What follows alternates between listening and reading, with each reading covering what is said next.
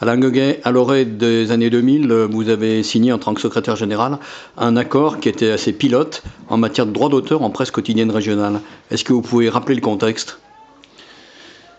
Alors, à la fin des années 90, émerge de plus en plus Internet, avec un certain nombre de titres de la presse quotidienne régionale ou nationale qui commencent à publier des pages sur Internet. Le Monde, les dernières nouvelles d'Alsace. Et il se trouve que, sans que les journalistes forcément s'en rendent compte, et il se trouve que, à la faveur d'un incident, d'une publication erronée, les journalistes des dernières nouvelles d'Alsace se rendent compte du fait que leurs articles sont repris sans qu'ils le sachent sur Internet. Et s'engage alors un procès avec la direction des dernières nouvelles d'Alsace pour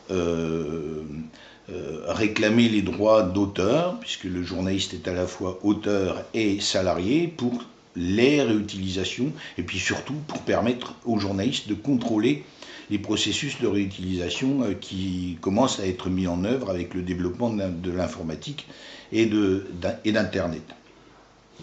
Ce procès est gagné et les éditeurs, à ce moment-là, se rendent compte qu'ils vont être obligés d'engager un processus de négociation sur la question des droits d'auteur. Dans le même temps, au Monde, qui est également un journal précurseur, des négociations se sont également engagées sur la question des droits d'auteur et des réutilisations des œuvres des journalistes.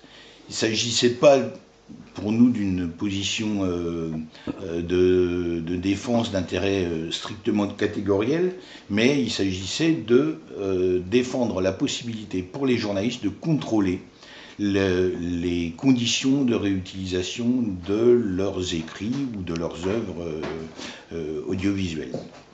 C'est donc dans ce contexte-là que s'inscrit la négociation qui va s'engager à un moment donné avec les 33 titres de la presse quotidienne régionale. Alors, cette négociation donc, se déroule dans un contexte de pression forte des syndicats de journalistes, CFDT, SNJ et CGT, et un des deux journalistes de FO, le syndicat des journalistes. Et au bout d'un an de discussion, on aboutit à un accord, ou du moins à un texte qui reconnaît les droits d'auteur moraux et patrimoniaux des journalistes, et qui n'est pas forcément satisfaisant surtout, mais qui a le mérite de le reconnaître. Accord qui a été piloté, écrit et finalement défendu un peu par la CFDT toute seule. Voilà, enfin, avec la CFTC, la CGC et le SGFO, mais qui au dernier moment a été dénoncé par le SNJ CGT, le SNJ et le SGJFO qui ont même décidé d'attaquer cet accord en justice.